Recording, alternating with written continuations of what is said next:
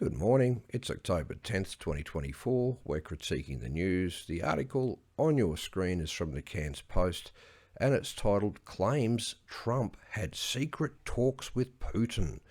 Now, Putin, as you know, is one of the guys that the mainstream media, the Labor Liberal Uni Party, the globalists generally want you to hate. They want you to hate him, even though his nation were allies of ours in World War II. But they try and airbrush that from history.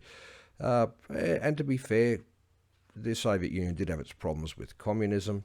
That's since changed, and now Russia is doing more to preserve Western values than the US is, certainly more than any other globalist-controlled nation is. And nobody in Australia or in the West or in the mainstream media or in the Labor or Liberal Uni Party can have really any clear idea what's in Putin's mind, much less Watergate journalist Bob Woodward. Now, Bob Woodward's quite the study. He's ex-military. He's clearly CIA trained. He's a Yale graduate. And he was the one who, as a brand new reporter, broke the Watergate story, which brought President Nixon down. Now, President Nixon was painted as a bad guy too by the same people that tell us all these other things that just aren't true. And it turns out that Nixon might not have had known anything about the bugging story that he was alleged to have orchestrated in the Watergate Hotel, and that Bob Woodward may have been a deep state activist engineering the Galilean dialectic once again against his presidency to bring him down without assassinating him, because, of course, the backlash from when they assassinated JFK would have been just a bit much so soon afterwards. So apparently Woodward claims to have some, psychic connection to Trump. It's got to be the only way he's going to be reading Trump's mind. And Trump's own chief of staff has said that the book belongs in the bargain bin of the fiction section of a discount bookstore or to be used as toilet paper. None of these made-up stories by Bob Woodward are true.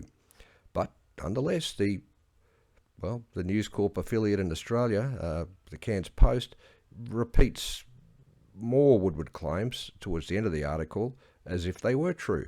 Now, okay, obviously they've got a deal to take American media content and use it to pad the pages that we pay for over here.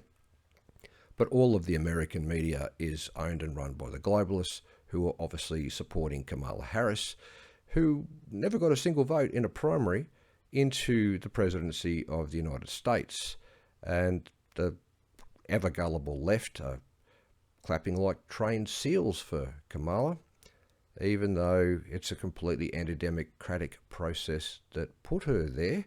Apparently she's the defender of democracy. Yeah, this is how gullible people have become, because I keep listening to the mainstream media. But Bob Woodward would have to probably be the least reliable journalist, and they're not actually journalists because they just churn through media releases these days, the least reliable journalist on the planet. Anyone that believes a single word that he writes about Trump or even about Biden in an adjacent story, which I'm not going to comment on, is got rocks in their head, because it's all narrative shaping, it's all propaganda, it's all misinformation and disinformation.